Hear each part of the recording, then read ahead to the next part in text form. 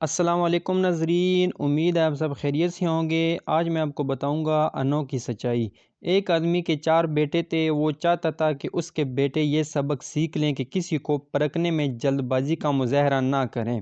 لہٰذا اس بات کو سمجھانے کے لیے اس نے اپنے بیٹوں کو ایک سفر پر روانہ کرنے کا فیصلہ کیا اور کسی دور دراز علاقے میں ناشپاتی کا ایک درخت دیکھنے کے لیے بھیجا۔ ایک وقت میں ایک بیٹوں کو سفر پر بھیجا کہ جاؤ اور اس درخت کو دیکھ کر آؤ۔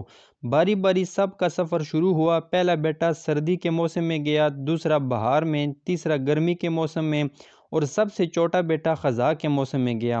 جب سب بیٹے اپنا اپنا سفر ختم کر کے واپس لوٹ آئے تو اس آدمی نے اپنے چاروں بیٹوں کو ایک ساتھ طلب کیا اور سب سے ان کے سفر کی الگ الگ تفصیل کے بارے میں پوچھا۔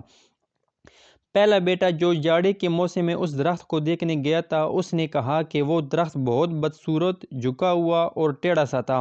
دوسرے بیٹے نے کہا نہیں، وہ درخت تو بہت ہرا بھرا تھا، ہرے ہرے پتوں سے بھرا ہوا۔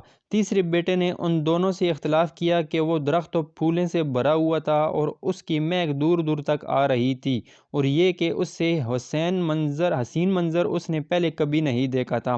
اب سب سے چھوٹے بیٹے نے اپنے سب سے بڑے بھائی سے اختلاف ظاہر کیا کہ وہ ناشپاتی کا درخت تو پھل سے لدا ہوا تھا اور اس پھل کے بوجھ سے درخت زمین سے لگا زندگی سے بھرپور نظر آ رہا تھا۔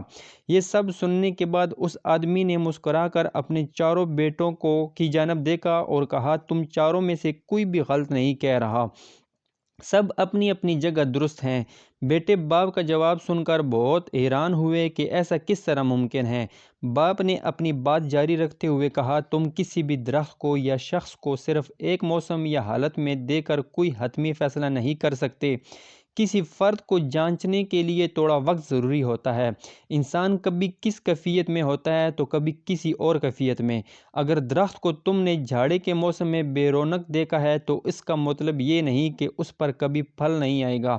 اسی طرح اگر کسی شخص کو تم لوگ غصے کی حالت یا کسی بدعملی میں دیکھ رہے ہو تو اس کا مطلب یہ ہرگز نہیں کہ وہ برا ہی ہوگا۔ کبھی بھی جلد بازی میں کوئی فیصلہ نہ کرو جب تک اچھی طرح کسی کو جانچ نہ لو۔ کسی کو اسی وقت سمجھا یا پرکھا جا سکتا ہے جب یہ تمام موسم گزر جائے۔ اگر تم سردی کے موسم میں ہی اندازہ لگا کر نتیجہ اخذ کر لو گے تو گرمی کی ہریالی، بہار کی خوبصورتی اور بھرپور زندگی سے لطف اندوز ہونے سے رہ جاؤ گے۔ صرف ایک دکھ پریشانی کے لیے اپنی زندگی کی باقی خوشیوں کو داؤ پر مت لگاؤ۔ زندگی کے ایک برے موسم کو بنیاد بنا کر باقی زندگی کو مت پرکھو۔ اسی طرح اللہ سبحانہ و تعالیٰ نے ہر انسان میں خیر و شر کا مادہ رکھا ہے، لہٰذا اس کی کیفیت میں بھی مختلف موسم کی طرح اتار چڑھاؤ آتا رہتا ہے۔ لہٰذا ہمیں حسن ظن رکھنا چاہیے کیونکہ بدگمانی بھی ایک بڑا گناہ ہے۔ اللہ کریم ہمیں بدگمانیوں سے محفوظ فرمائے، ہم سب کا خاتمہ ایمان کے اعلیٰ ترین درجہ پر فرمائے، آمین۔